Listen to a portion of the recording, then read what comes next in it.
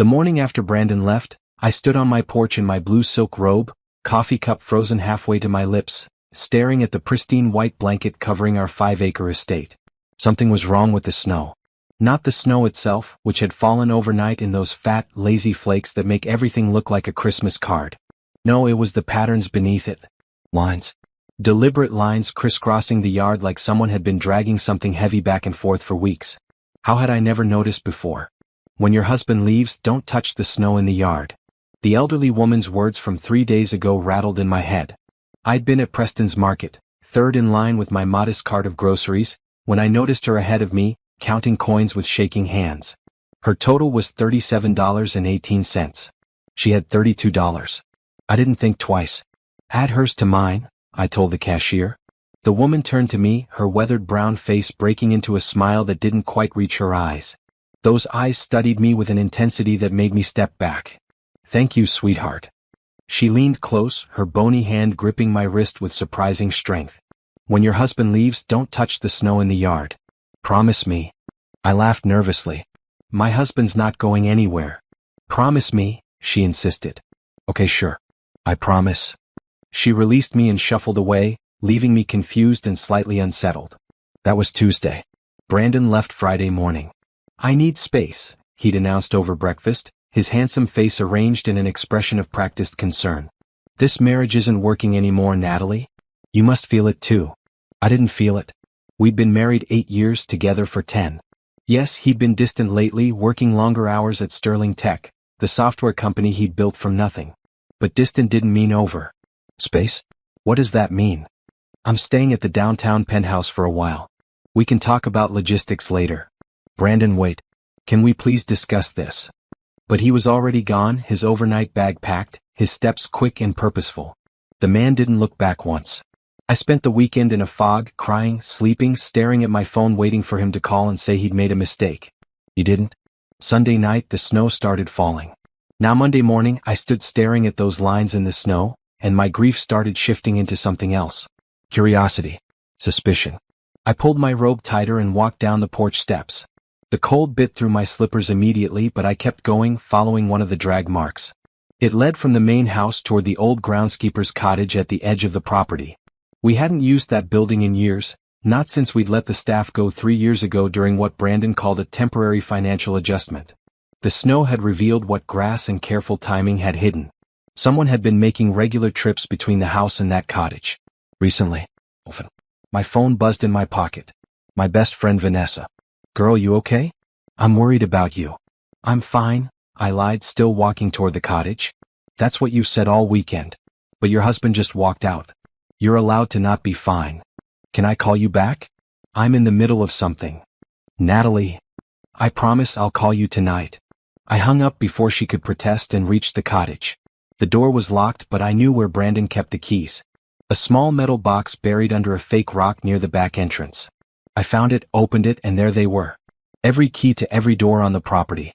My hands shook as I unlocked the cottage door. It swung open with a creak that sounded too loud in the morning quiet. Inside, the air smelled stale and oddly chemical, like printer ink and plastic. The main room was transformed from the dusty, forgotten space I remembered. Filing cabinets lined one wall. A desk sat in the center with a computer setup that looked expensive. Boxes were stacked everywhere, some open, some sealed with tape. I approached the desk first. Papers were scattered across its surface. Bank statements. Legal documents. My name appeared on some of them, but the signatures weren't mine. Someone had been forging my signature. My stomach twisted. I picked up one document. A loan application for $200,000 approved 6 months ago. I never applied for any loan. The letterhead read, First National Bank of Georgia. Another document showed a property deed for a condo downtown. The one Brandon said was a corporate rental. According to this, he'd purchased it 2 years ago. The ownership was buried in a shell company, but my forged signature appeared as a co-signer on the mortgage. Oh God, I whispered. I started opening drawers. The first contained more financial records. Spreadsheets showing money moving between accounts I didn't recognize. The amounts made my head spin. Hundreds of thousands of dollars flowing in and out in patterns that made no sense. The second drawer held photographs. My hands went numb. Brandon and a woman. Kissing in front of the downtown condo. walking hand in hand through some tropical location. Her sitting on his lap at a restaurant. In several photos she was wearing jewelry I recognized. My jewelry. Pieces Brandon said were being cleaned or repaired. I flipped one photo over. Written on the back in Brandon's handwriting, Simone, Aruba, January 2025. January. Last month. He told me that trip was a business conference. He'd been gone for 10 days. I kept searching. A burner phone in the bottom drawer, powered off. I turned it on. It took a minute to boot up, then messages flooded the screen. All from a contact saved as S. Can't wait until she's finally gone and we can be together for real. Did you get her to sign the papers? Baby, just 3 more months and all this will be over. Then it's you and me forever. The dates on these messages went back 2 years. I sank into the desk chair, the phone clutched in my shaking hand. This wasn't a spontaneous decision. Brandon had been planning this for years. But planning what exactly? A divorce? Or something worse? I thought about those forged signatures. The hidden assets. The systematic deception. He was setting me up. The realization hit like ice water. If I'd touched the snow, if I'd walked around the property normally, I might have trampled the evidence of his frequent trips here. I might have discovered this cottage but assumed it was old activity, not recent. The fresh snow had preserved a pattern I couldn't ignore. That woman at the grocery store. How did she know? I photographed everything with my phone. Every document, every photo, every text message on that burner phone. Then I carefully put everything back exactly as I'd found it, locked the cottage and returned the keys to their hiding place. Back in the main house, I poured myself a Real drink despite it being only 9 in the morning. My mind raced. Brandon hadn't just fallen out of love. He'd constructed an elaborate trap.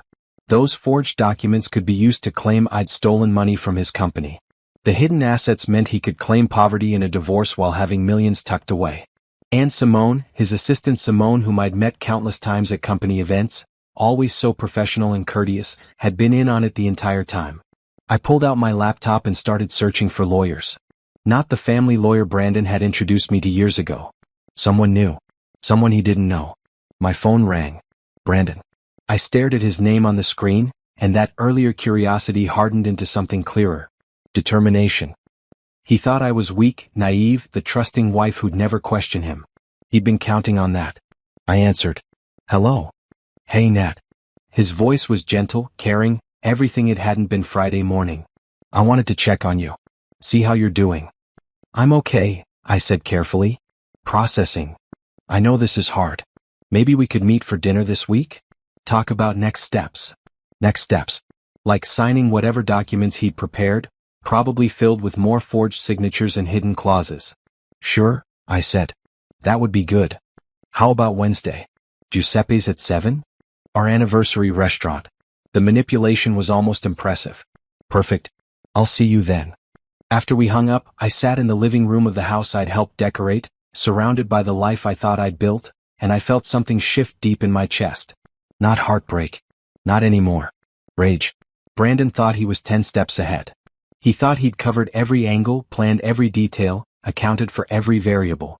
But he'd forgotten one thing. I wasn't the same woman he'd married 8 years ago.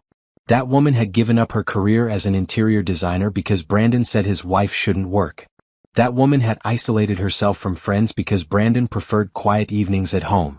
That woman had slowly shrunk herself to fit into the box of the perfect corporate wife. But somewhere inside me, the woman I used to be was still there. And she was done being small. I opened my laptop and typed into the search bar, Best Forensic Divorce Attorney Atlanta. The first result was a woman named Rebecca Chin, but I kept scrolling. The third result was a firm called Justice Legal, headed by someone named Diane Foster. Her photo showed a woman in her 50s with intelligent eyes and a no-nonsense expression. Her credentials were impressive. 30 years of experience, specializing in high-net-worth divorces and fraud cases. I called the number. A receptionist answered. Justice Legal, how may I help you? I need to speak with Diane Foster. It's urgent. Miss Foster is with a client. Can I take a message? Tell her I have evidence of financial fraud, forgery, and hidden assets in a billionaire divorce case. Tell her I need an appointment today. There was a pause. Hold please. 2 minutes later, a new voice came on the line. This is Diane Foster. You have my attention. Tell me everything. Diane Foster's office was in a sleek high-rise downtown, nothing like the stuffy traditional law firms I'd imagined. The walls were painted a deep green, and abstract art hung in simple frames. Diane herself was exactly as her photo suggested. Sharp, direct, and completely focused. "Start from the beginning," she said, gesturing to the chair across from her desk. "Don't leave anything out." I told her everything. The elderly woman's warning, the patterns in the snow, the cottage full of forged documents, the photos of Brandon and Simone, the burner phone messages. I showed her the photographs I'd taken. Diane's expression never changed as she scrolled through the images on my phone, but I noticed her jaw tighten. "How long were you in that cottage?" "Maybe 30 minutes. You didn't take anything? Didn't move anything?" "I put everything back exactly as I found it." "Good." She looked up at me. "Natalie, what you've discovered is evidence of multiple felonies. Financial fraud, forgery, possibly money laundering. This isn't just a divorce case anymore." My stomach dropped. "I just want out of this marriage." "And you'll get out. But we need to be smart about this. Your husband has been planning this for years. He's dangerous precisely because he's careful." She leaned back in her chair. "I need you to keep pretending you don't know anything. Can you do that? You want me to have dinner with him on Wednesday and act normal?" "Exactly. He's going to try to manipulate you into signing something. Don't sign anything. Tell him you need time, you need to think, whatever it takes. Just don't sign." "What do we do in the meantime?" "We build a case." She pulled out a legal pad and started writing. "First, I'm bringing in Jerome Campbell. He's a forensic accountant, the best in the state. He'll track every dollar your husband has hidden. Second, we need to document everything in that cottage legally. That means getting a private investigator and doing this by the book." "Can't we just use what I already found?" "What you found gives us a roadmap. But if this goes to court, and it probably will, we need clean evidence. Evidence gathered by professionals, not by a wife snooping around." She met my eyes. "I know that sounds harsh, but I'm trying to protect you." "I understand." "Third, we need to secure your personal finances. Do you have your own bank accounts?" I felt my face flush. "We have joint accounts." "Credit cards in your name only?" "Also joint." Diane's expression told me everything I needed to know about how foolish that had been. "Then our first priority is opening new accounts that your husband can't access. We'll start moving money today." "Won't that make him suspicious?" "Not if we're careful. Small amounts spread out over time. Enough to give you a cushion but not enough to trigger alerts." She made another note. "Do you work? Have any income of your own?" "No. I gave up my interior design business when we got married." Brandon said. I trailed off, realizing how it sounded. "Said his wife shouldn't work," Diane finished. "Classic financial control. He isolated you economically so you'd be dependent on him." Hearing it said out loud made it real in a way it hadn't been before. I thought it was romantic, him wanting to take care of me. Now I saw it for what it was. A trap. "Can I ask you something?" I said. "Anything." "Why did that woman at the grocery store warn me?" "How did she know?" Diane tapped her pen against her notepad. "That's a good question. Did you get her name?" "No. I didn't even think about it at the time." "Find her. She might have information that could help us." I left Diane's office 3 hours later with a plan, a new bank account with $5,000 in it from my personal emergency fund I'd forgotten about, and an appointment scheduled with Jerome Campbell for Thursday. The rest of Monday I spent cleaning the house, a mindless activity that let my thoughts wander. Every corner held memories of my marriage. The kitchen where Brandon and I used to cook together in the early days. The living room where we'd watch movies on Friday nights. The bedroom where we talked about our future, about children we'd never gotten around to having. How much of it had been real? When had he stopped loving me and started seeing me as an obstacle? My phone buzzed. Vanessa again. "You promised you'd call," she said when I answered. "I know. I'm sorry. It's been a crazy day. Are you eating? Sleeping? Tell me you're not just sitting in that big house falling apart." Vanessa had been my college roommate and remained one of my few friends who wasn't connected to Brandon's business world. She was a nurse practitioner with 3 kids and a husband she adored. We drifted apart over the years, mostly because I'd let Brandon's preference for quiet evenings override my social life. But she'd never stop checking on me. "I'm eating. I promise." "You're lying." "I'm coming over." "Vanessa, you don't have to." "Too late. I'm already in the car. Be there in 20 minutes. She hung up before I could protest. True to her word, Vanessa appeared at my door 20 minutes later with a bag of takeout from our favorite Thai place and a bottle of wine. "Okay," she said, pushing past me into the house. We're going to eat, drink, and you're going to tell me what's really going on. Because you sounded weird on the phone this morning, and you've had that fake cheerful voice all day. We settled at the kitchen island, containers of pad thai and curry spread between us. Brandon's having an affair, I said. Vanessa's fork stopped halfway to her mouth. What? With his assistant Simone. It's been going on for at least 2 years. That lying piece of garbage. Vanessa's face flushed with anger. How did you find out? I couldn't tell her about the cottage, not yet. Diane had been clear about keeping the evidence confidential. I found messages on an old phone, I said, which was true. They'd been planning for him to leave me. I never liked him, Vanessa said. I know I never said it, but I didn't. He was too smooth, too controlling. The way he always had to know where you were, who you were with. I thought he was protective. There's a difference between protective and possessive. She reached across and squeezed my hand. What are you going to do? Get the best divorce attorney in the state and take him for everything he's got. Vanessa's eyes widened. Okay. I like this energy. What can I do to help? Just be my friend. Let me vent when I need to. Remind me I'm not crazy. You're not crazy. You're dealing with a cheating husband who doesn't deserve you. She raised her wine glass. To new beginnings and making bad men regret their choices. I clinked my glass against hers, and for the first time since Friday, I felt like I might actually survive this. After Vanessa left, I sat alone in the quiet house and thought about the dinner with Brandon on Wednesday. What would he say? What papers would he try to make me sign? I pulled up the photos on my phone again, studying the images of him and Simone. In every picture they looked happy, carefree. Like they were the ones truly in love while I'd been the obligation he had to manage. The burner phone messages were worse. Reading them again made my chest tight. Once the divorce is final, we can get married immediately. I've already picked out the ring I'm going to give you. She won't fight it. She's too dependent on me. That last one made me laugh out loud in the empty kitchen. He really believed I'd just accept whatever crumbs he threw my way. Tuesday morning, I drove back to Preston's Market. The same cashier was working, a young guy with headphones around his neck. Excuse me, I said. I was here last Tuesday and there was an elderly woman in front of me in line. I paid for her groceries. Do you remember her? He frowned, thinking. Oh yeah, Mrs. Patterson.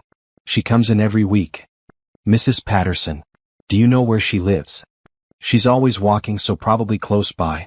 Maybe one of the apartments on Maple Street. Thank you. Maple Street was 3 blocks from the market. 4 small apartment buildings clustered together, all showing their age but clean and maintained. I started with the first building, checking the names on the mailboxes. The third building had a Patterson listed for Unit 2B. I climbed the stairs and knocked. The door opened on a chain, and the elderly woman's face appeared in the gap. Recognition flickered across her features. The girl from the market, she said. Yes. My name is Natalie. Can we talk? About what you told me? Mrs. Patterson studied me for a long moment, then closed the door. I heard the chain slide off and the door opened fully. Come in. Her apartment was small but cozy, filled with plants and photographs. She gestured to a worn armchair while she took the sofa. Your husband left, she stated. Friday morning. How did you know? Because I know him. She leaned forward. Your husband is Brandon Sterling, correct? CEO of Sterling Tech. Yes. How? 20 years ago, I was a private investigator in Chicago. I worked a case involving a young man named Brandon Sterling. He was 25, working his way up in a small tech company. His girlfriend at the time hired me because money kept disappearing from her accounts. My blood ran cold. I traced it back to him. He'd been forging her signature, using her credit for loans, setting up shell companies in her name. By the time we figured it out, he'd drained her savings and left her with $200,000 in debt she didn't know about. What happened? She pressed charges. But Brandon's family had money, good lawyers. The case got buried in legal loopholes. He agreed to pay restitution in exchange for the charges being dropped. He moved to Atlanta right after. And you recognized him at the market. I never forget a face. Especially not one that got away with fraud. She folded her hands in her lap. When I saw you paying for my groceries, being kind, and then I saw your wedding ring and put 2 and 2 together. I've been watching your house, dear. Watching those trips to that cottage in your yard. Watching the pattern of someone planning something bad. I should have been alarmed that she'd been watching my house, but instead I felt grateful. The snow preserved the tracks, I said. It did. And I knew once he left, you'd see them if you were smart. And you strike me as smart. I found evidence. Lots of it. Forged signatures, hidden assets, everything. Mrs. Patterson nodded slowly. He's doing it again. The same pattern, just bigger this time because you have more money to take. I've hired a lawyer. We're building a case. Good. But be careful. Brandon is patient and he's cruel. He won't go down without a fight. She stood and went to a small desk in the corner, returning with a folder. I kept copies of everything from that Chicago case. Names, dates, methods he used. It might help your lawyer establish a pattern of behavior. I took the folder with shaking hands. Why are you helping me? Because I couldn't help that girl 20 years ago. The system failed her. Maybe I can help you. She smiled sadly. And because you paid for my groceries when you didn't have to. Kindness should be repaid. I left Mrs. Patterson's apartment with the folder clutched to my chest and a strange sense of momentum building. Brandon thought he'd planned everything perfectly. But he'd never counted on the woman whose groceries I'd paid. Wednesday morning arrived too quickly. I'd spent Tuesday evening rehearsing what I'd say to Brandon, how I'd act, which version of myself I needed to perform. The trusting wife. The confused wife. The wife who still believed they might work it out. Made me sick. Diane called at 10 a.m. Jerome Campbell wants to meet with you today instead of tomorrow. Can you do 2 p.m.? Yes.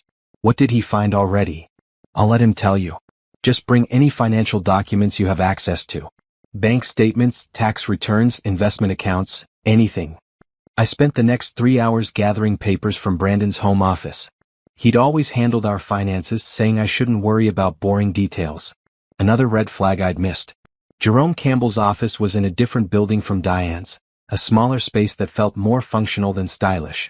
Jerome himself was a short man in his 40s with kind eyes behind thick glasses. Mrs. Sterling, he said, shaking my hand. Thank you for coming. Let's sit.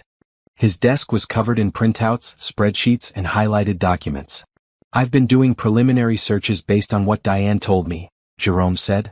And I need you to prepare yourself because what I'm about to tell you is extensive. Just tell me. He pulled out a spreadsheet. In the past 5 years, your husband has created 17 shell companies. Most are registered in Delaware, 2 in the Cayman Islands. Money flows through these companies in complex patterns designed to obscure the origin and destination of funds. How much money? At minimum, $4.7 million that I can trace so far. Possibly more. The number hit me like a physical blow. 4 million. These funds came from various sources. Some from Sterling Tech's accounts through inflated contracts with vendor companies that don't really exist. Some from loans taken out in your name that you never signed for. Some from investment accounts that were supposed to be joint but show only his name on the actual paperwork. But I never signed for any loans. No, you didn't. He forged your signature. I've compared the signatures on the loan documents with samples of your real signature from your driver's license and other legal documents. They're close but not identical. An expert would be able to testify to that in court. Jerome pulled out more papers. There's also the matter of the downtown condo. It was purchased 2 years ago for $850,000. The mortgage shows your forged signature as a co-borrower. Your credit has been damaged by this without your knowledge. My hands clenched in my lap. What else? Sterling Tech itself has some irregularities. Your husband owns 60% of the company. The other 40% is divided among 3 partners and several small investors. But there are offshore accounts receiving payments disguised as consulting fees. I believe your husband has been embezzling from his own company. Would his partners know? Probably not. The amounts are small enough individually to avoid attention, but they add up to about $200,000 per year for the past 3 years. So he's been stealing from everyone. Yes. Jerome's expression was sympathetic. There's one more thing. I found records of a safe deposit box registered in both your names at First Atlantic Bank downtown. Do you know about this? No. I've never been to that bank. Then I'd recommend we get access to that box as soon as possible. It might contain more evidence or assets he's hidden. How do I do that if I don't know about it? You're listed on the account. Legally, you have every right to access it. You'll need identification and the bank will verify your signature. If there's anything important in there, photograph it immediately. After leaving Jerome's office, my head was spinning. $4.7 million. 17 shell companies. A safe deposit box I didn't know existed. Brandon hadn't just planned to leave me. He'd been systematically robbing me and everyone else around him for years. I drove to First Atlantic Bank. The building was imposing, all marble and glass. Inside, I approached a customer service representative. "I need to access my safe deposit box," I said. "Certainly. Box number?" I realized I didn't know. "I'm not sure. It should be under Sterling. Brandon or Natalie Sterling." The woman typed into her computer. "Box 237. I'll need to see your identification." I handed over my driver's license. She studied it, then had me sign a card to verify my signature. "Follow me, please." She led me through a heavy door into a room lined with metal boxes. She used 2 keys, one hers and one from the box's records, to open number 237. She pulled out a long metal container and handed it to me. "Room 3 is available for privacy." I carried the box to the small room and closed the door. My hands shook as I lifted the lid. Inside were stacks of documents. Property deeds for houses I'd never seen in cities across the country. More loan documents with forged signatures. A second passport for Brandon with a different last name. And at the bottom, a prenuptial agreement. My breath caught. We'd never signed a prenup. Brandon had said we didn't need one, that it implied we didn't trust each other. But here was one, dated 6 months before our wedding with my signature at the bottom. Except I'd never signed it. I'd never even seen this document. I read through it with growing horror. According to this prenup, if we divorced for any reason, I would receive only $50,000 and no claim to any assets acquired during the marriage. If I contested it, I'd receive nothing. This was his backup plan. If I discovered everything and tried to fight him, he'd produce this fake prenup and claim I'd agreed to walk away with almost nothing. I photographed every page of every document in that box, then carefully put everything back exactly as I'd found it. The bank representative returned and locked the box. "Will there be anything else?" she asked. "No, thank you." I sat in my car in the bank parking lot and called Diane. "He has a fake prenup," I said when she answered. "With my forged signature. It says I get $50,000 in a divorce." Diane was quiet for a moment. "Email me those photos immediately." "This is good, Natalie." "Good? He's going to use that to take everything." "He's going to try. But that prenup proves premeditation. He didn't forge your signature on a whim. He's been planning this from before you even got married. This establishes pattern and intent. Combined with Mrs. Patterson's information from Chicago, we can show he's a career con artist who targets women financially. What about the dinner tonight? What do I do?" "Go. Act normal. See what he tries to make you sign. But remember, you don't sign anything. You're still processing, still emotional, you need time. Can you do that?" "Yes. Call me immediately after the dinner. No matter how late." I spent the afternoon preparing. I showered, did my makeup, put on a red dress Brandon always liked. I had to look like someone who still hoped the marriage could be saved, someone who still loved him. The woman in the mirror looked exactly like that. But the woman inside had already moved on. Giuseppe's was crowded when I arrived at 7. Brandon was already there, sitting at our usual table near the window. He stood when he saw me and the smile on his face looked genuinely warm. "Nat, you look beautiful." "Thank you." He pulled out my chair, ever the gentleman. The waiter appeared immediately with menus and water. "Should we get a bottle of wine?" Brandon asked. "The Brunello you like?" "Sure." We made small talk while we ordered. He asked about the house, about how I was sleeping, all with an expression of such caring concern that I might have believed it if I didn't know better. The wine arrived. Brandon poured for both of us and raised his glass. "To honest conversations," he said. I clinked my glass against his and took a small sip. I needed to stay sharp. "So," Brandon said, setting down his glass, "I've been thinking a lot about us. About what went wrong." "Me too. I think we both know the marriage hasn't been working for a while. We've grown apart, want different things." "Have we?" I asked. "What do I want that's different from what you want?" He looked uncomfortable. "Well, you seemed unhappy. Restless." "I have." "Nat, don't make this harder than it needs to be." His tone sharpened slightly before he caught himself and softened again. "I think we both deserve to be happy. To be with people who truly appreciate us. Is there someone else?" I asked, knowing the answer but needing to hear him lie. "No, of course not. This is about us, about what's best for both of us. What do you think is best?" He reached into his jacket and pulled out an envelope. I had my lawyer draw up some papers. Just a basic separation agreement to get us started. Nothing complicated. He slid the envelope across the table. I didn't touch it. "What's in it?" "Just the basics. You keep the house temporarily while we figure out the final division of assets. I'd continue paying the bills. We'd both agree not to disparage each other. Disparage? Talk negatively to friends or on social media. It's standard. And the division of assets? What does the agreement say about that? We'd work that out later through our lawyers. This is just temporary. I picked up the envelope and pulled out the papers. 5 pages of legal language that I pretended to read carefully while actually watching Brandon's face. He was nervous. His fingers tapped against his wine glass. This says I agree to waive any claim to Sterling Tech, I said. That's my company. I built it before we got married. We've been married 8 years. Doesn't some of it belong to me? Legally, no. There's a prenup. Remember? We didn't sign a prenup. Of course we did. Right before the wedding. I met his eyes. I don't remember signing any prenup. His jaw tightened. Well, you did. My lawyer has the original. So legally you're entitled to very little in a divorce. But I'm being generous, Nat. The house, continued support, a fair settlement. I'm trying to do right by you. How much is a fair settlement? $200,000. I nearly laughed. $200,000 when he'd hidden nearly $5 million. That seems low, I said carefully. It's what the prenup allows. Actually, I could give you nothing. But I care about you. I want you to be okay. The manipulation was breathtaking. He'd forged a prenup, was trying to make me sign away any real claim to marital assets, all while positioning himself as the generous, caring husband. I need to think about this, I said. What's there to think about? It's a simple agreement. It's my future, Brandon. I need time. His expression hardened. How much time? I don't know. A week? 2 weeks? Fine. 2 weeks. But Nat. He reached across and took my hand. The touch made my skin crawl. Don't make this ugly. Don't do something you'll regret. I'm trying to be fair here.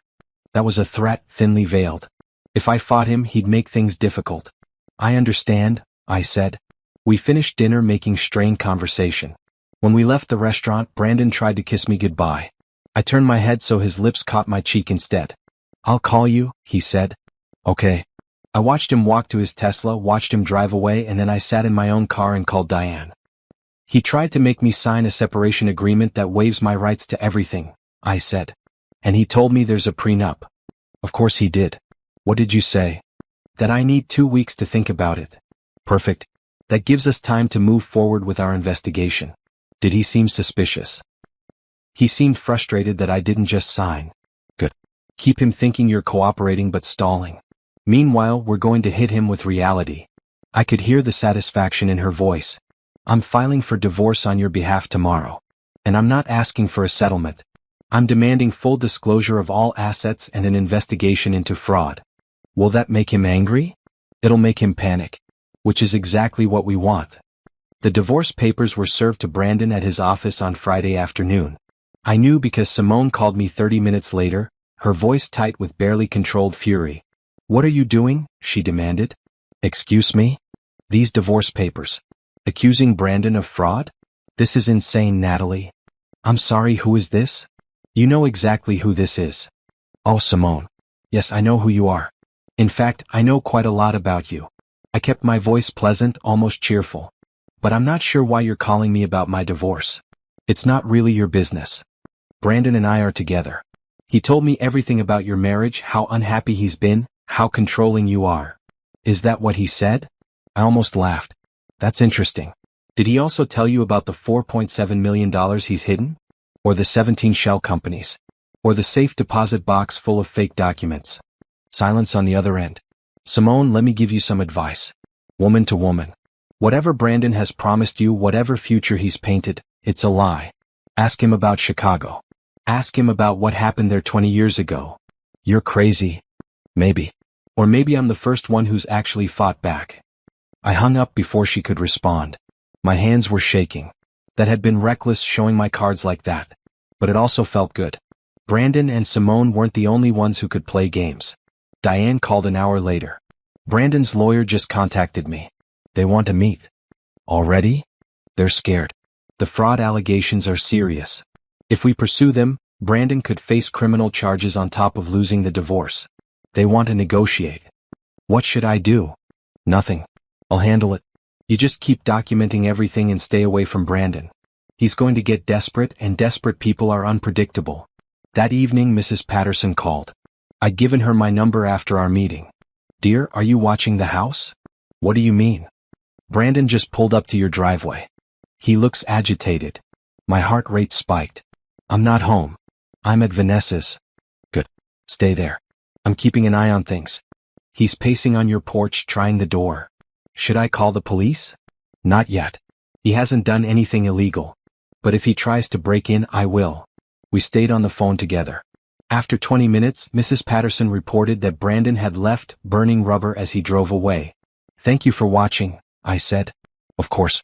That's what neighbors do. You don't live in my neighborhood. No, but I've been parking down the street since Tuesday.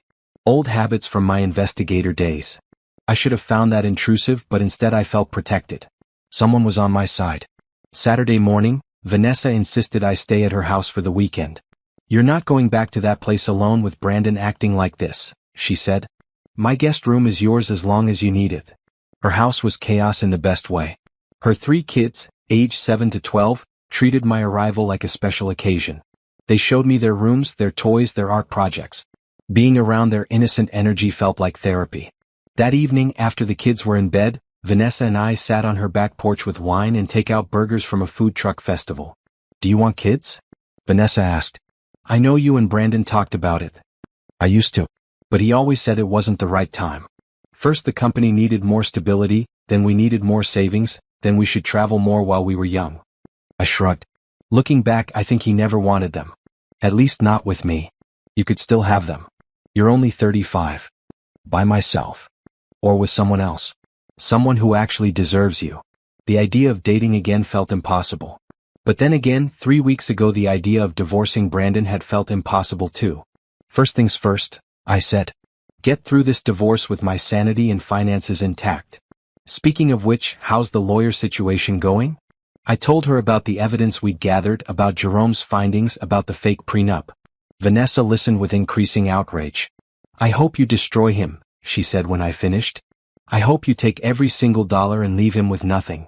That's probably not realistic. Maybe not, but we can dream. Monday morning I met with Diane and Jerome together. They'd compiled a report that was 3 inches thick.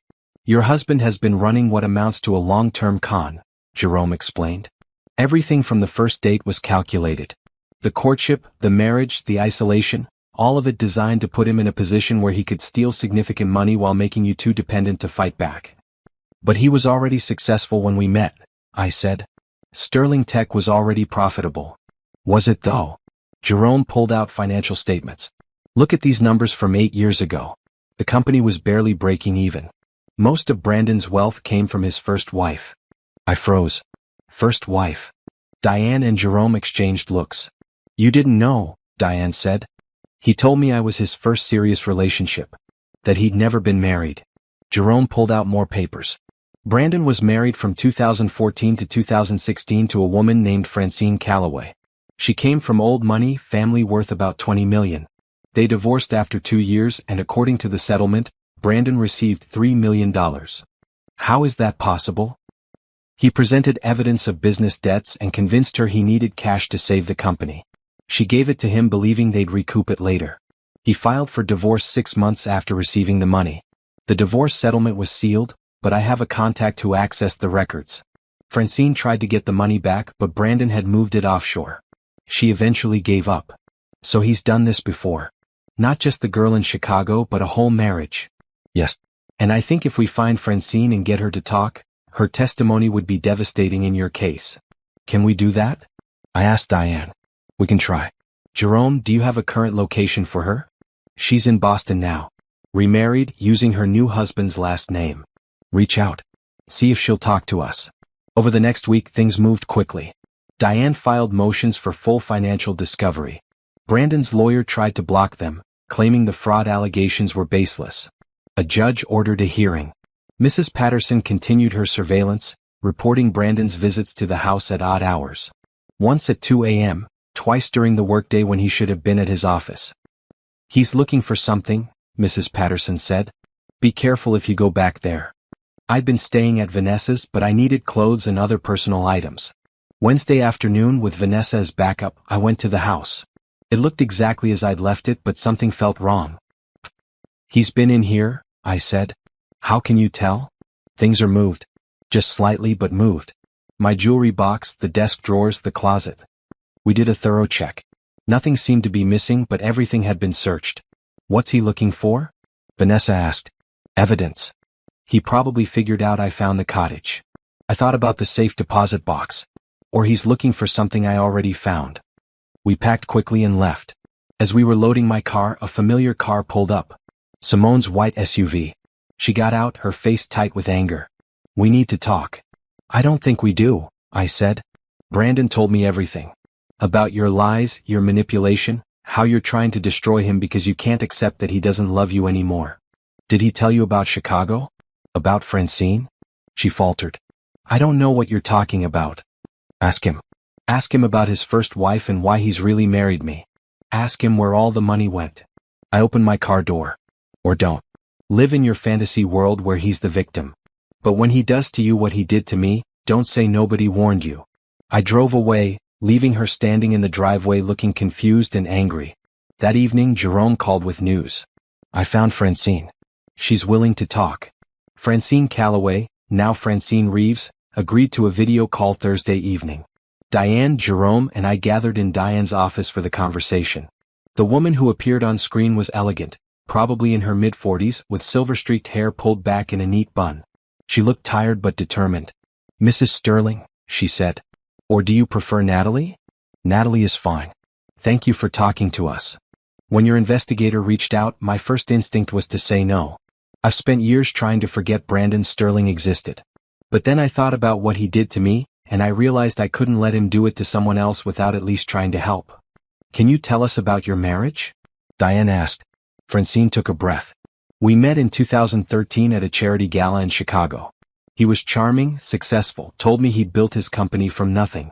We dated for a year and I fell hard. He proposed in Paris and we got married 6 months later. When did things change? Almost immediately. After the wedding he started talking about business problems. The company was struggling, he needed capital, banks wouldn't lend to him. He asked if I could help. And you did, I said. I did. My family's money is in a trust, but I have access to it. I gave him $3 million, believing it was a temporary loan to save his company. He said once Sterling Tech got through the rough patch, we'd be set for life. Did the company have financial problems? Jerome asked. I don't think so. Looking back, I think he manufactured the crisis. He showed me falsified documents, fake emails from investors backing out. I believed all of it because I loved him and trusted him. When did you realize the truth? 6 months after I gave him the money, he filed for divorce. Out of nowhere. Said he'd made a mistake, that we weren't compatible. I was devastated. But then I started looking into the finances, and I realized the $3 million wasn't in the company. It was gone, moved offshore to accounts I couldn't trace. Did you try to get it back? Diane asked. I tried everything. My lawyers, private investigators, even reported it to the FBI as fraud. But Brandon's lawyers buried everything in motions and delays. His family had connections. Eventually, my own father told me to let it go, that the stress wasn't worth it. I agreed to a divorce settlement that gave me nothing and included a non-disclosure agreement about the financial issues. You signed an NDA? Diane leaned forward. I did. Which is why I can't give you documents or testify in court. But I can tell you what happened privately, help you know what to look for. And if you subpoena me, the NDA might not hold up since it could be considered covering up fraud. We spent 2 hours talking with Francine. She described the same patterns I'd experienced. The isolation from friends. The control over finances. The way Brandon positioned himself as the reasonable one while making her question her own judgment. After the divorce, I found out about Chicago, Francine said. About the girlfriend he defrauded before me. I wasn't his first victim.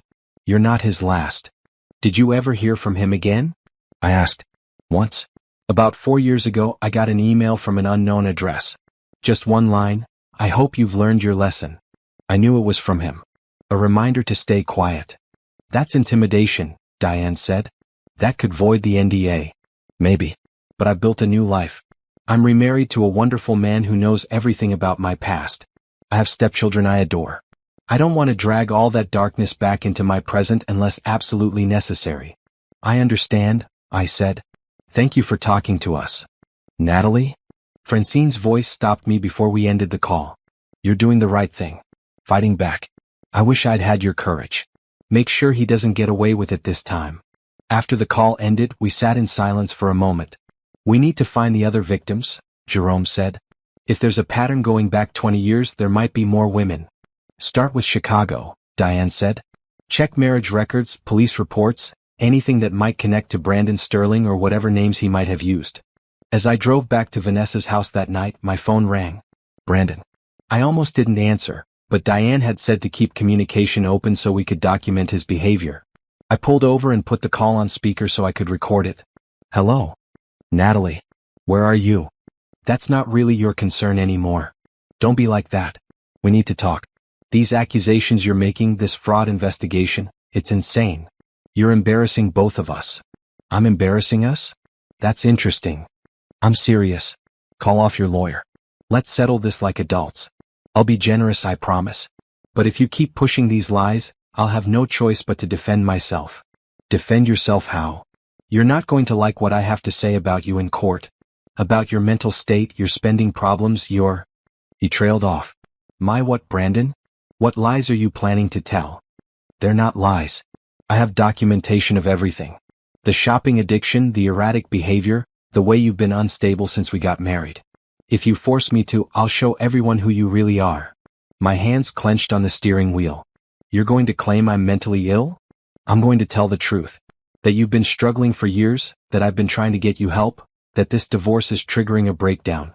The court will see you're not capable of managing your own affairs. You're unbelievable. I'm trying to protect you. From yourself. But if you won't let me do that, I'll have to protect myself instead. Drop the fraud allegations. Sign the separation agreement. Let's end this cleanly. Or what? Or I'll make sure you don't get a penny. And everyone will know why. Your friends, your family, everyone will know how unstable you are. Goodbye, Brandon. I hung up, my entire body shaking with rage. He was going to try to paint me as mentally ill. Probably claim I'd forged the documents I'd found, that I was making up stories about affairs and hidden money. I called Diane immediately and played her the recording. Perfect, she said. He just threatened you and outlined his legal strategy. This helps us. How does him calling me crazy help? Because we have evidence of his fraud. He has nothing but unsubstantiated claims. If he tries to argue you're mentally unstable, we'll have you evaluated by a psychiatrist who will testify you're perfectly healthy. Meanwhile, every professional we bring in, every expert who reviews the evidence, will confirm the fraud is real. He's desperate, Natalie. This is what desperation looks like. Saturday morning, I woke up to texts from multiple people I hadn't heard from in years. College friends, former coworkers, even my cousin in California. Is everything okay? I heard you and Brandon are divorcing. Someone told me you're having a breakdown. Are you all right? Just wanted to check on you. I'm here if you need to talk. Brandon was already spreading his narrative. Planting seeds that I was unstable, that the divorce was because of my mental health, not his fraud. I called Vanessa. He's telling people I'm having a breakdown. Who's saying that? Everyone.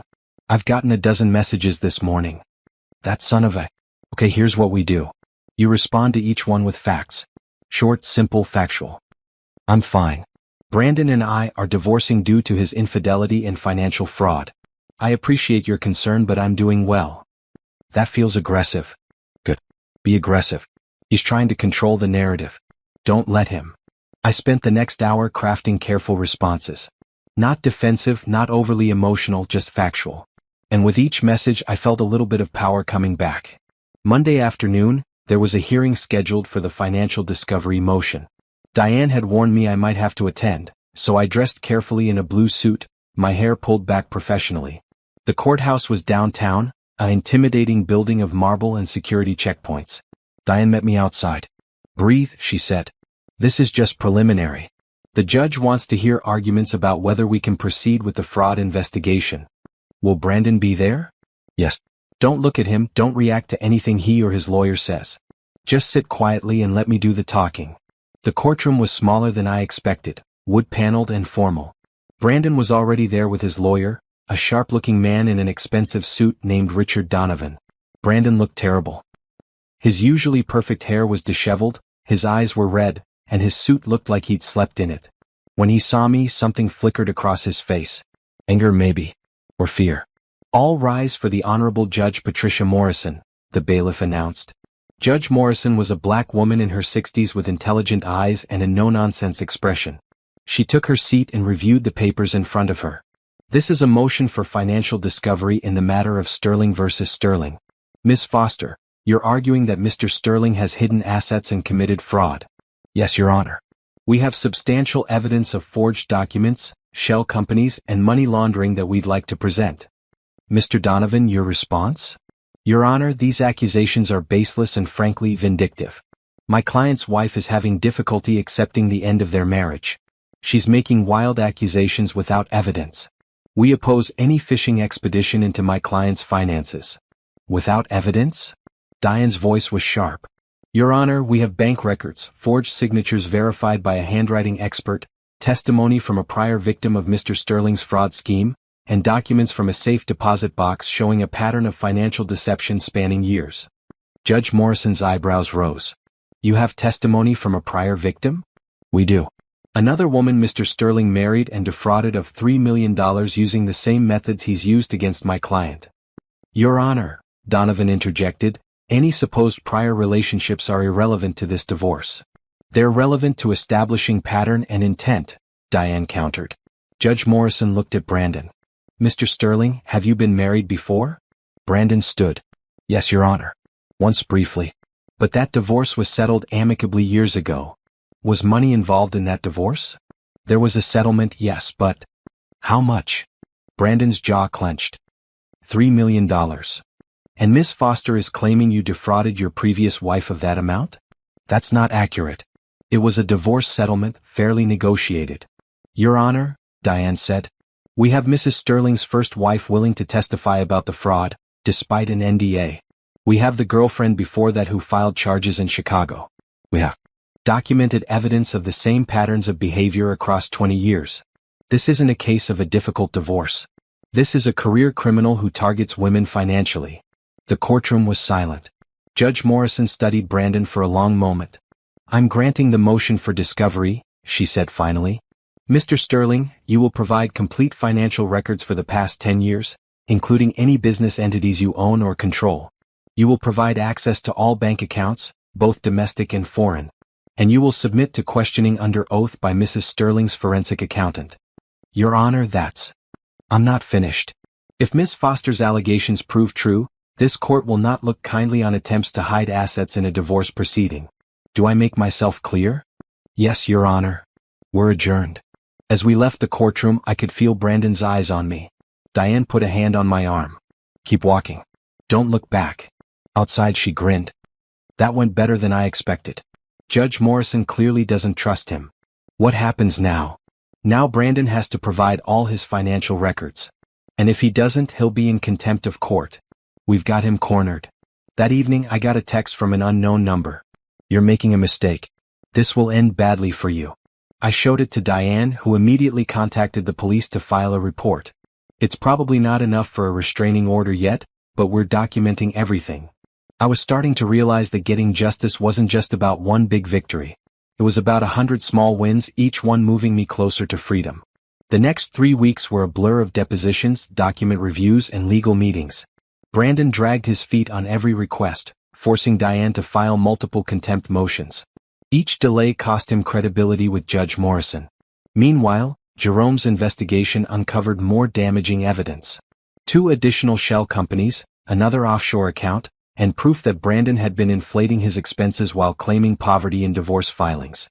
He's been paying himself $400,000 a year through Sterling Tech, Jerome explained, but in the separation agreement he tried to get you to sign, he claimed his salary was only $150,000. He was planning to hide $250,000 in annual income. How did you find this? His company files reports with the state. Public record. He just assumed you wouldn't look. Mrs. Patterson called one afternoon with interesting news. I think you should know, Simone moved out of Brandon's condo. How do you know? I may have befriended the doorman at that building. He's very chatty when you bring him coffee and pastries. I could hear the smile in her voice. According to him, there was a big fight last week. Lots of yelling. She left with 3 suitcases and hasn't been back. They broke up. Seems that way. I think reality is hitting them both. I felt a small surge of satisfaction. Brandon's perfect plan was falling apart. That Saturday, I met with Diane and a woman named Dr. Patricia Yu, the psychiatrist Diane had hired to evaluate me. This is purely precautionary, Diane explained. If Brandon tries to claim you're mentally unstable, we want expert testimony ready to counter it. Dr. Yu was kind and thorough. We talked for 3 hours about my marriage, my childhood, my mental health history. She asked about depression, anxiety, any medications I'd taken. Have you ever been diagnosed with any mental health conditions? She asked. No. I saw a therapist briefly in college during a stressful semester, but that was just talk therapy. And during your marriage, did you exhibit any of the behaviors your husband might claim? Erratic spending, mood swings, paranoia? No. Brandon controlled all our finances. I had a credit card, but he reviewed every purchase. If anything, he was the one tracking my spending obsessively. Doctor, you made notes. That's actually a form of financial abuse. The monitoring, the control, the way he limited your access to money. I didn't think of it that way at the time. Most people don't. But it's a well-documented pattern in abusive relationships. At the end of the session, Dr. Yu closed her notebook and looked at me directly. Natalie, in my professional opinion, you show no signs of mental illness or instability. You're dealing with a significant life stressor, but your responses are appropriate and healthy. You're processing betrayal, grief, and anger in constructive ways. If your husband claims otherwise in court, I'll be happy to testify to what I've observed. Thank you. The following week, Brandon's lawyer requested a settlement conference. Both parties, both lawyers and a mediator in one room to try to resolve the divorce without trial. It's a trap, I said to Diane. Possibly. But we have to attend or it looks like we're the ones being unreasonable. Don't worry. I won't let them bully you. The settlement conference was scheduled for Thursday afternoon in a neutral conference room downtown. I wore a green suit and pulled my hair back, trying to project confidence I didn't entirely feel. Brandon arrived with Richard Donovan. He looked worse than at the courthouse. He'd lost weight and his usually impeccable appearance was disheveled. The mediator, a gray-haired woman named Susan Torres, explained the process. This is an opportunity for both parties to negotiate in good faith. Everything said here is confidential and can't be used in court. My goal is to help you reach an agreement that works for everyone. Let's start with the basics, Richard said. My client is willing to offer Mrs. Sterling the marital home, free and clear, plus $400,000 as a settlement. That's insulting, Diane said immediately. The marital home is worth $1.2 million, and we've documented nearly $5 million in hidden assets. Your offer doesn't even approach fair. There are no hidden assets. That's been a fiction created by Mrs. Sterling's lawyer to inflate her settlement. Really? Then explain the 17 shell companies. Explain the offshore accounts. Explain the fake prenup with the forged signature. Richard shifted uncomfortably. The prenup is real and legally binding. Show me one piece of evidence that my client actually signed it. One video of the signing, one witness who was present, anything. Just because Mrs. Sterling doesn't remember signing it doesn't mean it didn't happen. She doesn't remember because she never signed it. It's a forgery and our handwriting expert will testify to that. Brandon spoke for the first time. Natalie, please. Why are you doing this? We can settle this reasonably. I looked at him across the table. The man I'd loved, trusted, built a life with. He looked pathetic now, all his smooth charm stripped away. You stole from me, I said quietly. You forged my signature. You hid millions of dollars. You cheated on me for years. And then you tried to make me think I was crazy for noticing. You don't get to act like you're the reasonable one. I never stole from you. That money is from my company, from my work. Money you made while we were married, using assets you acquired through fraud and embezzlement. Money that legally belongs to both of us. This is pointless, Richard said. My client has made a generous offer. If Mrs. Sterling refuses to be reasonable, we'll see you in court. Perfect, Diane said. Because in court, we'll introduce evidence of your client's prior fraud convictions, his pattern of targeting women financially, and his current criminal conduct. We'll also be sharing all of this with federal prosecutors who are very interested in the money laundering charges. Brandon's face went white. What? Did your lawyer not tell you? The FBI has opened an investigation into Sterling Tech based on the evidence we provided. Turns out embezzling from your own company is a federal crime. You reported me to the FBI? Brandon stood up, his hands on the table. You vindictive. Sit down, Mr. Sterling, Susan said firmly. Threatening language is not appropriate. She's trying to ruin my life, Brandon said, but he sat. Everything I've built, she's trying to destroy it. You destroyed it yourself, I said. I'm just making sure everyone knows the truth. The settlement conference ended with no agreement. As we left, Diane was practically glowing. Did you see his face when I mentioned the FBI? He had no idea. Is there really an investigation? There is now. Jerome filed reports last week. Whether they pursue charges is up to them, but the threat is very real.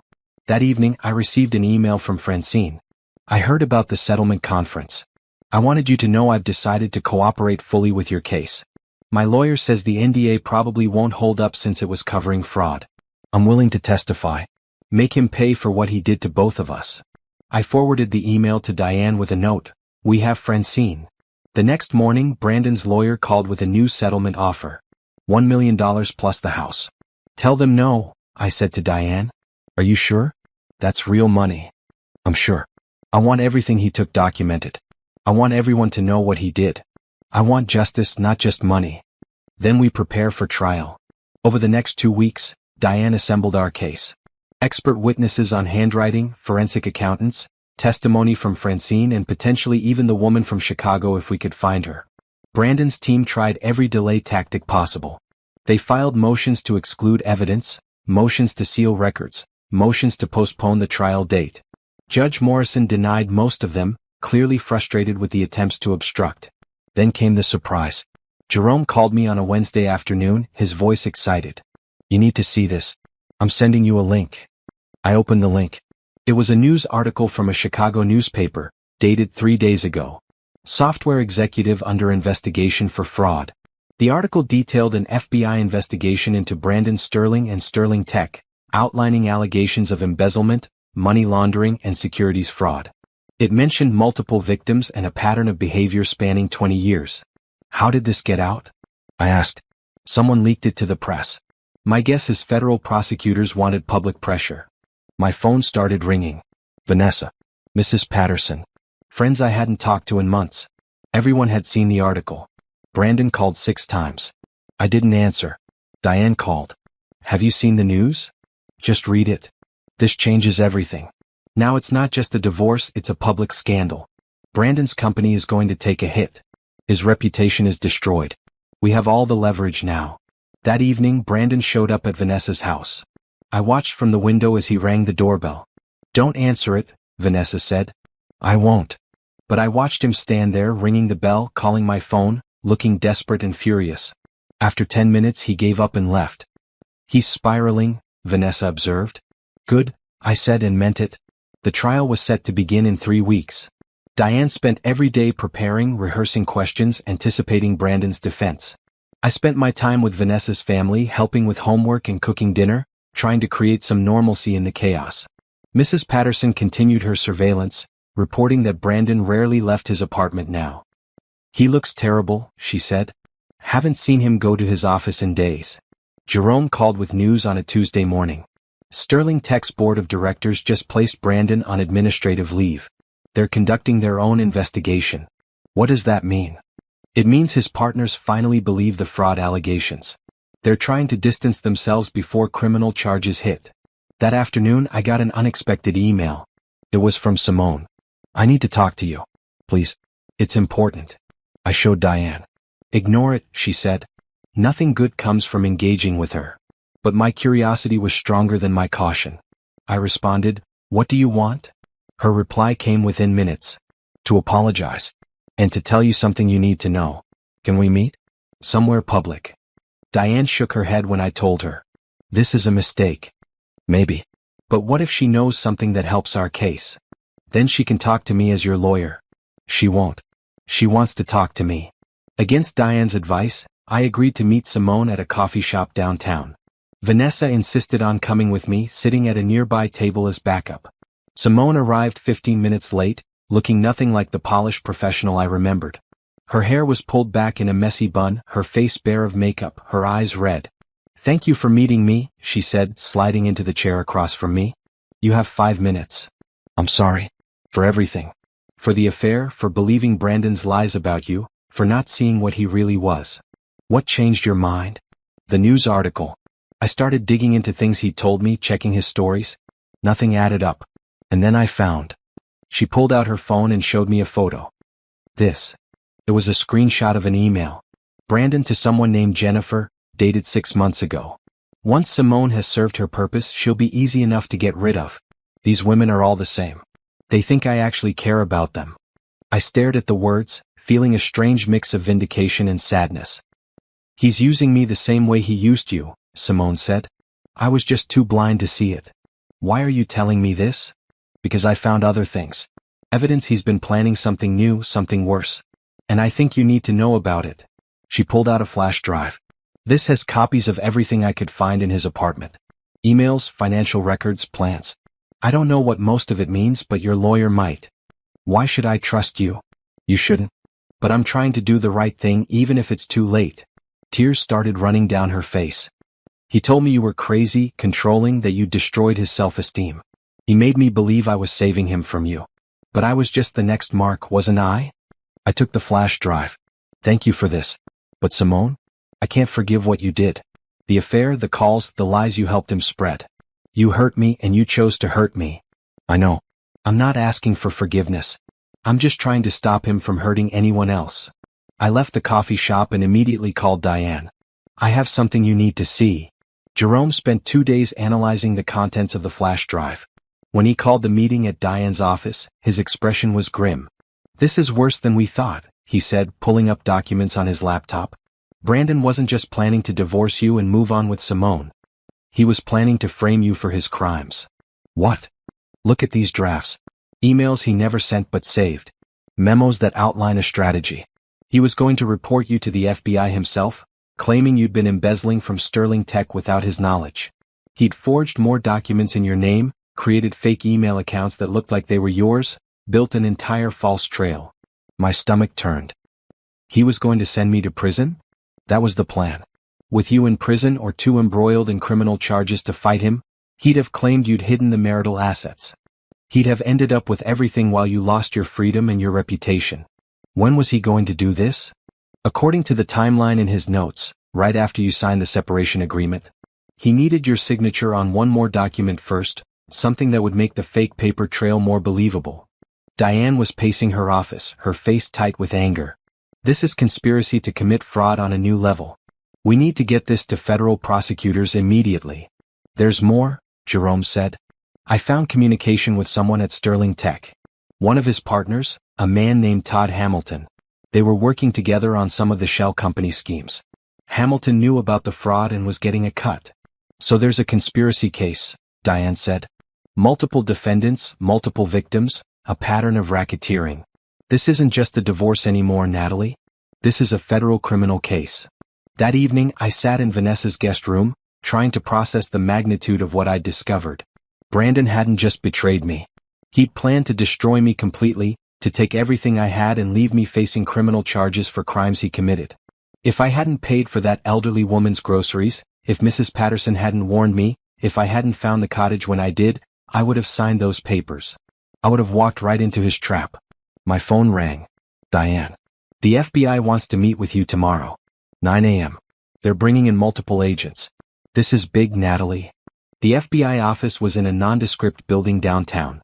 2 agents, a man named Robert Green and a woman named Lisa Thompson, met us in a conference room. Mrs. Sterling, thank you for coming in, Agent Green said. We've been investigating your husband's activities for several weeks now, and your evidence has been crucial. What happens now? Now we build a case. We're looking at charges of wire fraud, money laundering, embezzlement, and conspiracy to commit fraud. We're also investigating your husband's business partners at Sterling Tech. How long will this take? These cases can take months. But I want you to know we believe you. Everything you've told us, everything your lawyer has provided, it all corroborates what we've been finding independently. Agent Thompson leaned forward. Mrs. Sterling, your husband planned to frame you for his crimes. That shows consciousness of guilt and a willingness to harm others to protect himself. We're going to make sure he faces consequences for all of it. I left the FBI office feeling something I hadn't felt in months. Oh. That weekend, Mrs. Patterson invited me over for tea. Her small apartment felt like a safe haven, warm and filled with life. You're doing well, she said, pouring tea into delicate china cups. Stronger than you were. I don't feel strong. Strength isn't always loud. Sometimes it's just getting up every day and choosing to fight. You're doing that. Thank you for warning me. If you hadn't, you would have figured it out anyway. Maybe not as quickly, but you would have. I just gave you a head start. Why did you really help me? The truth. Mrs. Patterson was quiet for a moment. When I was a young investigator, I had a case. A woman whose husband was stealing from her. I found the evidence, brought it to her, told her everything. She thanked me and paid my fee. Then she went back to him. Said she loved him, that he'd promised to change. 6 months later, she was dead. He'd murdered her to hide his crimes. My breath caught. I've lived with that guilt for 30 years. Wondering what I could have done differently, how I could have made her understand the danger she was in. When I saw you with Brandon, saw those same patterns, I knew I had another chance. Maybe I couldn't save that woman, but I could save you. I reached across and took her hand. You did save me. No, dear. You saved yourself. I just pointed you in the right direction. With the divorce temporarily on hold pending the FBI investigation, I found myself in a strange limbo. The immediate crisis had passed, but the resolution was still months away. Diane advised using this time to rebuild my life independently of the legal proceedings. You need to remember who you were before Brandon, she said. What did you love? What dreams did you set aside? I'd been an interior designer. Not a famous one, but good enough to make a living and love my work. I'd given it up because Brandon said it was inappropriate for his wife to work, that it made him look like he couldn't provide. Now I realized those weren't his beliefs. They were control tactics. I called my old friend Tanya, who ran a boutique design firm in Buckhead. We'd worked together years ago before I got married. Natalie? Oh my God, I heard about the divorce. Are you okay? I'm getting there.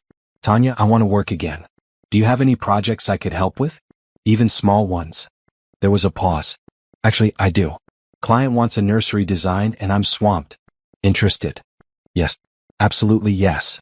I started the next day. The client was a young couple expecting their first baby, nervous and excited. As I listened to their vision, measured the space, started sketching ideas, I felt something inside me wake up. I'd forgotten how much I loved this. The creative problem solving, the way design could transform a space and impact how people felt in it. I'd forgotten I was good at something. The nursery project led to another. A friend of the couple wanted her living room redesigned. Then someone else needed help with a home office. Within 3 weeks, I had 4 clients and a waiting list. Vanessa was thrilled. Look at you starting a business. It's not really a business yet. Just some side projects. No, it's a business. You're providing a service, getting paid, building a client base. That's a business.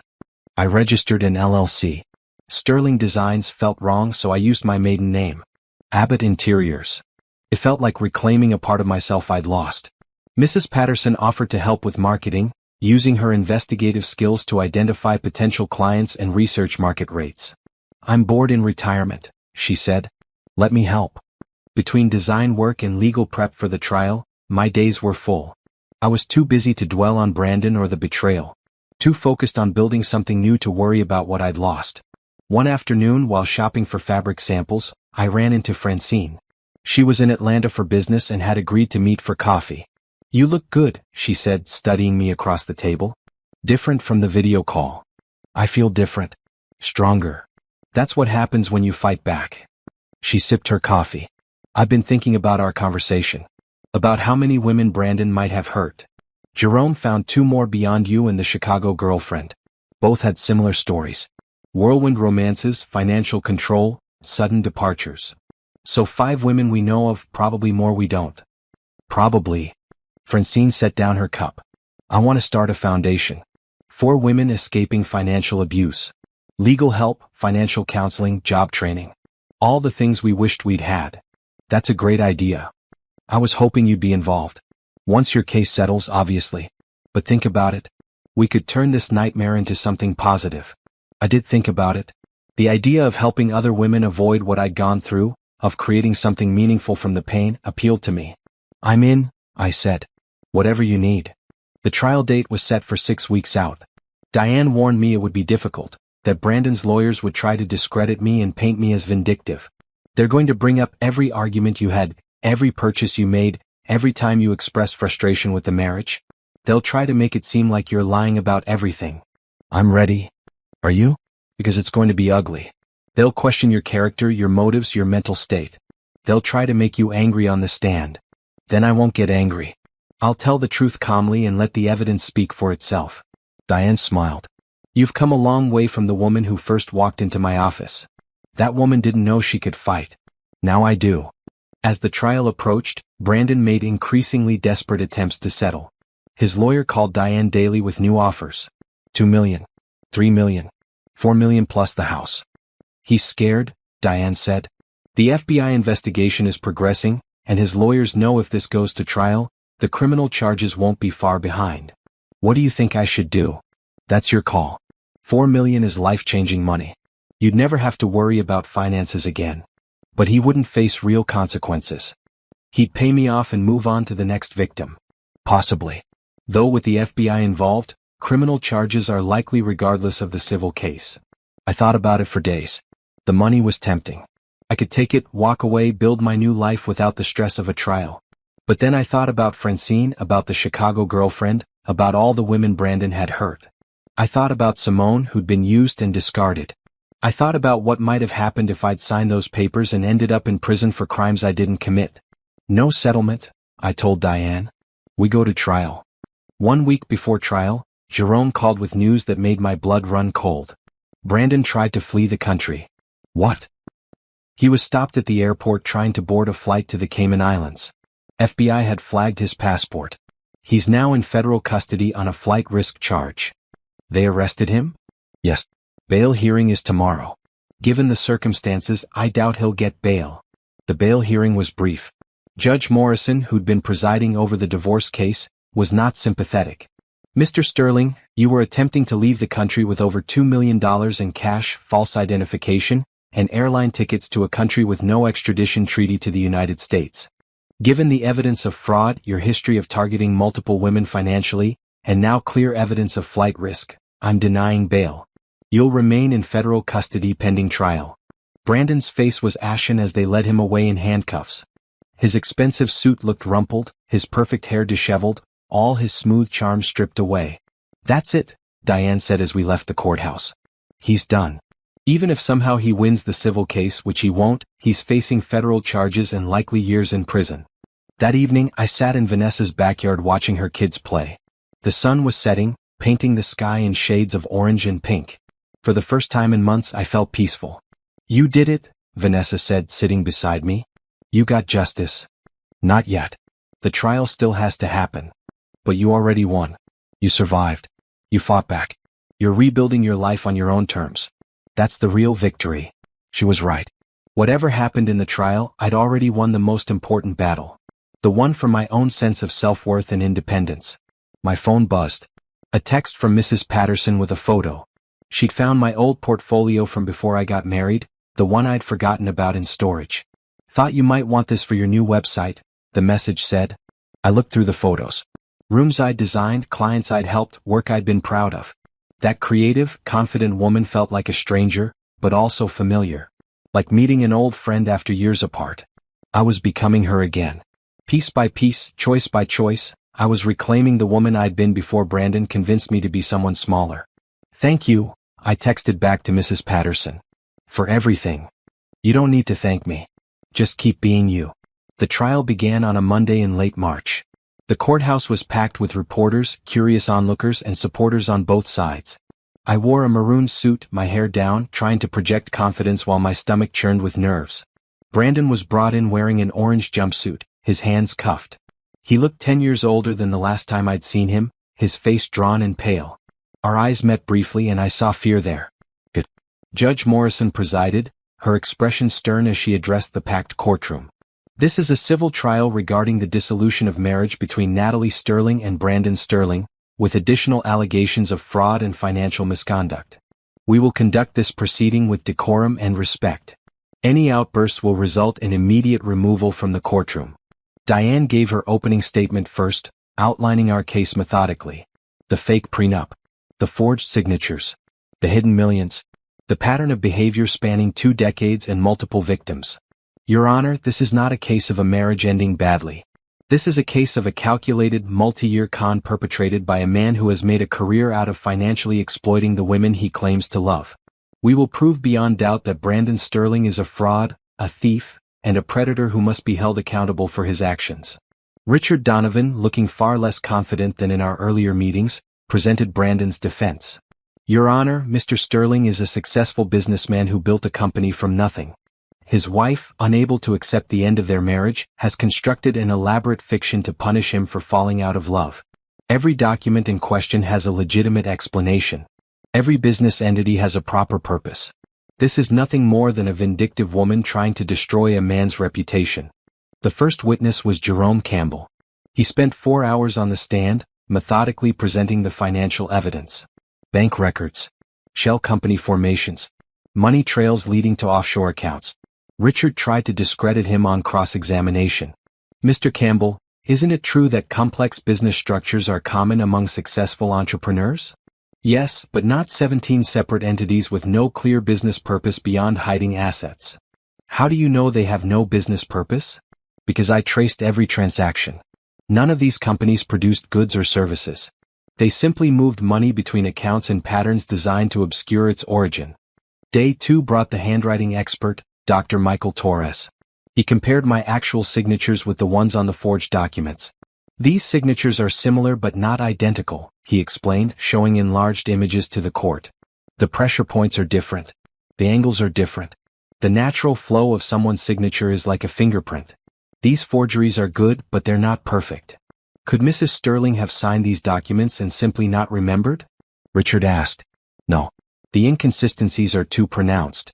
These were created by someone studying Mrs. Sterling's signature and attempting to replicate it, but they lack the unconscious elements that make a signature unique. Day 3 was Francine's testimony. She took the stand in a blue suit, her composure steady despite obvious nervousness. Ms. Reeves, how did you meet Mr. Sterling? At a charity gala in Chicago in 2013. Can you describe your relationship? Francine told her story. The whirlwind romance, the marriage, the request for money to save his business. The devastating discovery that the money was gone and the business had never been in trouble. Did Mr. Sterling ever explain where the $3 million went? No. His lawyers stonewalled every attempt to trace it. Eventually, I was pressured to sign an NDA and accept a divorce settlement that gave me nothing. Are you testifying here today in violation of that NDA?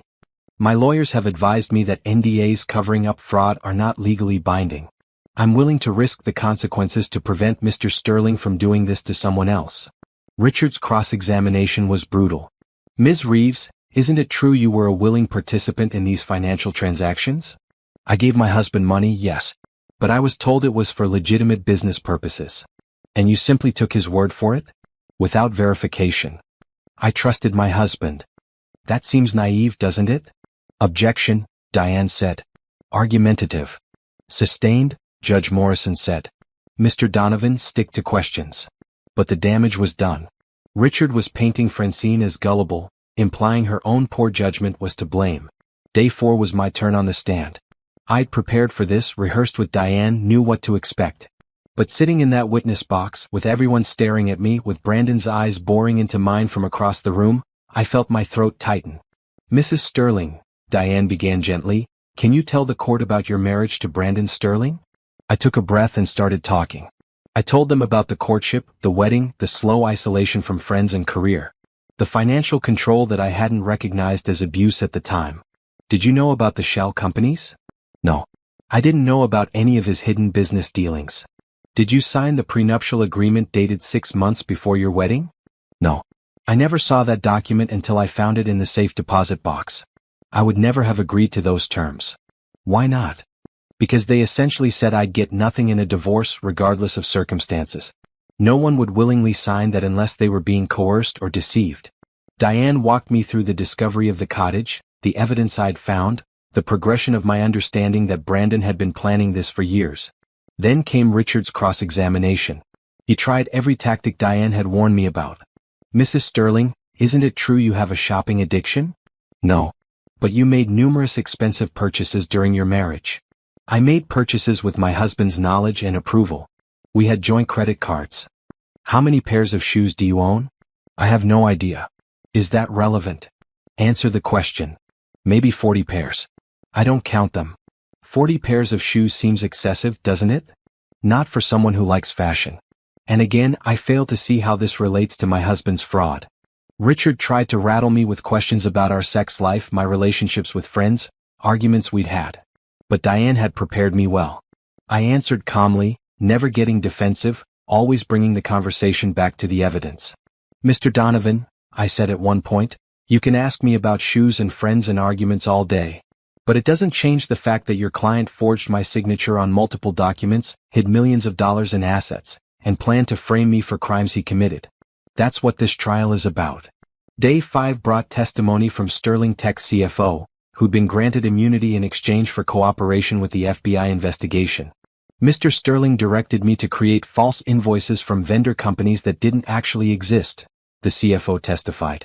The money paid to these fake vendors was then transferred to offshore accounts he controlled. Did you question this practice? Once. He told me it was tax planning and to mind my own business.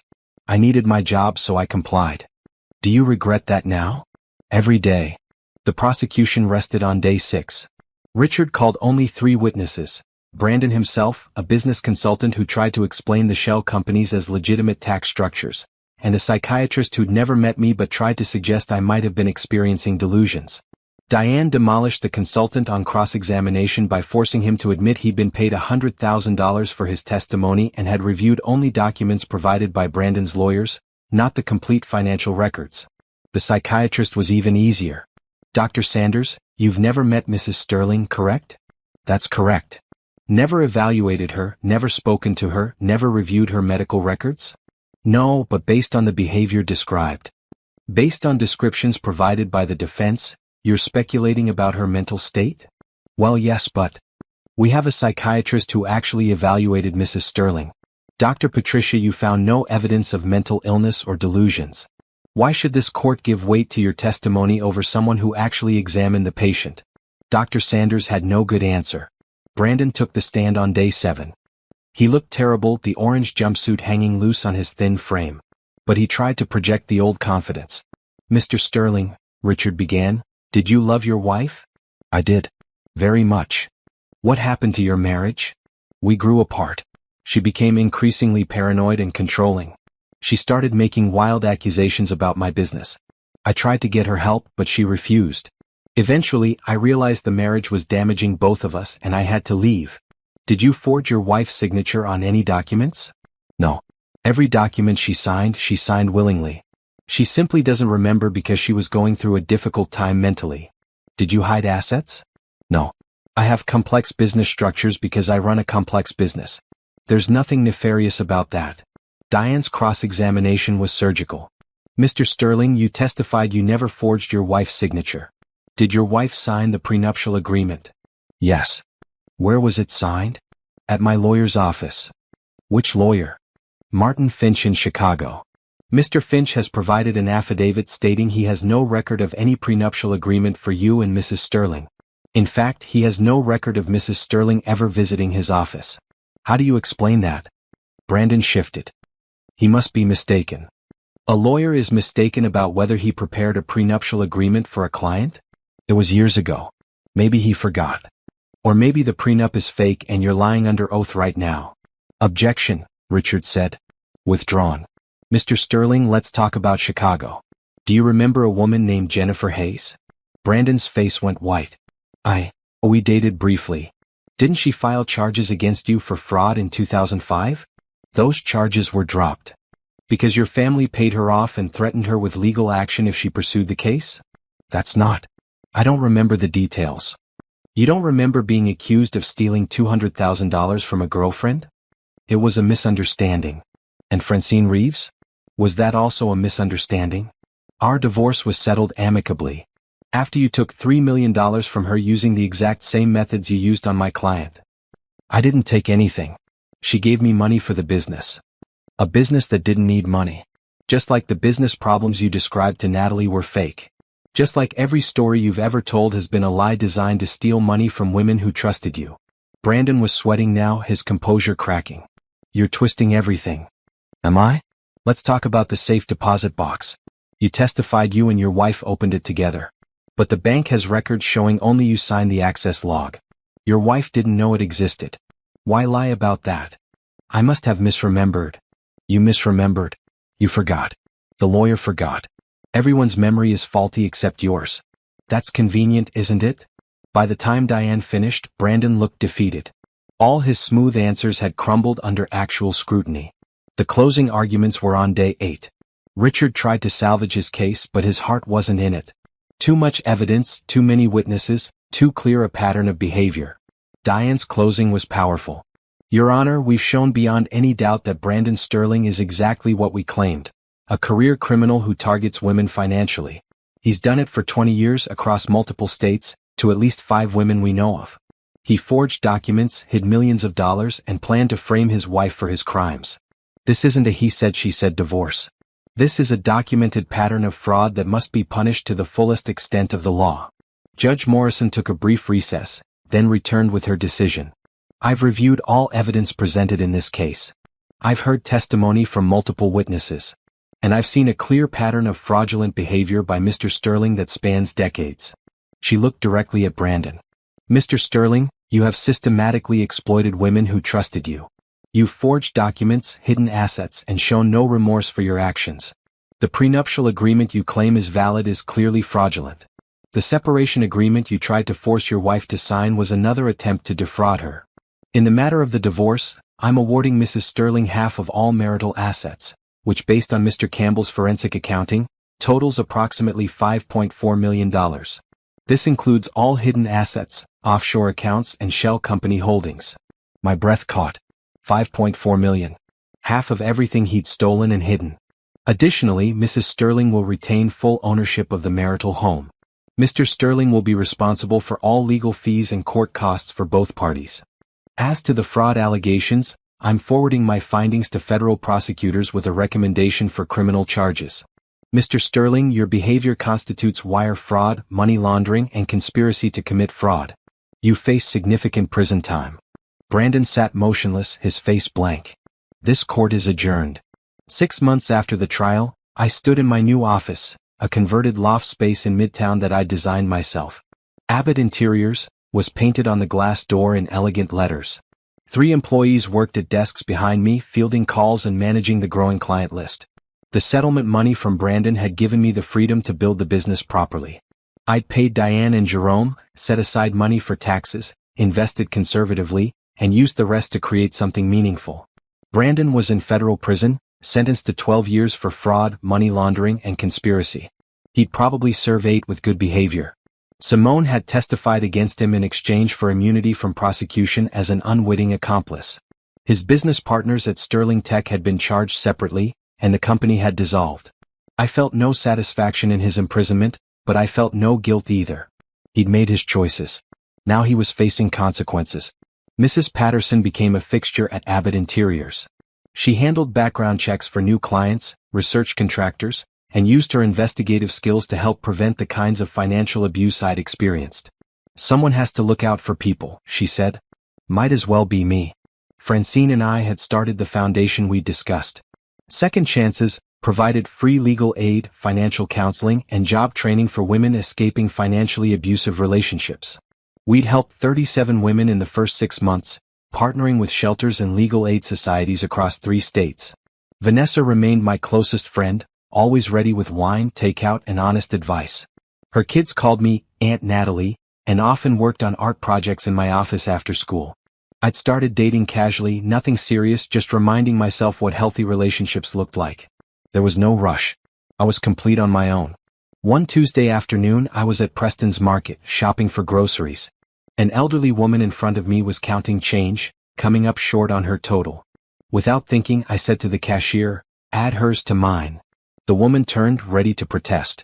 "It's okay," I said. "Just paying it forward." She studied me with sharp eyes that reminded me of Mrs. Patterson. "Thank you, dear. That's very kind."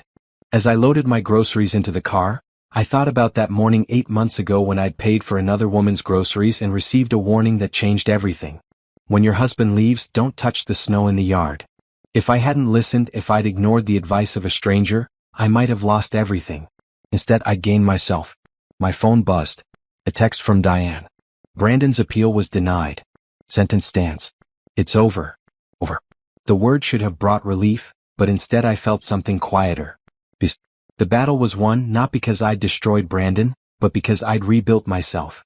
I drove to my new house, a cozy bungalow in Virginia Highland that I'd chosen and bought with my own money. The yard was small but lovely, with space for a garden I planned to plant in the spring. Mrs. Patterson was waiting on my porch with a bottle of wine. "Thought you might want company when you heard the news," she said. "How did you know?" "Diane called me." "Come on, let's celebrate." We sat on my porch as the sun set, drinking wine and talking about everything except Brandon. The new clients I'd signed. The foundation's expansion plans. Mrs. Patterson's great-niece who was starting college. "You've done well," she said finally. "Better than I hoped. I couldn't have done it without you. That warning you gave me, it saved my life." "No, dear. You saved your own life. I just pointed you in the right direction. Everything after that, all the courage and strength it took to fight back, that was all you. Still, I'm grateful. Then pay it forward. Help the next woman who needs it. That's all the thanks I need." Later that night, alone in my house, I looked at the photo on my desk. It was from the foundation's launch party. Me, Francine, Mrs. Patterson, Vanessa, and the first 3 women we'd helped, all smiling at the camera. I thought my life ended when Brandon left. Instead, it had just begun. The snow had melted months ago, taking with it the evidence of betrayal and the tracks of deception. Spring had come, then summer, then fall. Seasons changing, life moving forward. I was 36 years old, running a successful business, helping other women, surrounded by people who genuinely cared about me. My marriage to Brandon felt like a lifetime ago, like something that happened to someone else. In a way, it had. The woman who'd been married to Brandon Sterling was gone. In her place was someone stronger, wiser, and finally truly free. My phone buzzed again. A potential client wanting a consultation. I smiled and typed back, "I'd be happy to help. Let's schedule a meeting." Because that's what I did now. I helped people. I created beautiful spaces. I built a life on my own terms. And if I ever saw someone counting change at a grocery store, coming up short, I'd always offer to help. You never knew whose life you might change with one small act of kindness. The snow in my yard had revealed the truth I needed to see. But it was what I did with that truth that mattered. I'd chosen to fight. I'd chosen to rebuild. I'd chosen to survive. And in the end, that choice made all the difference.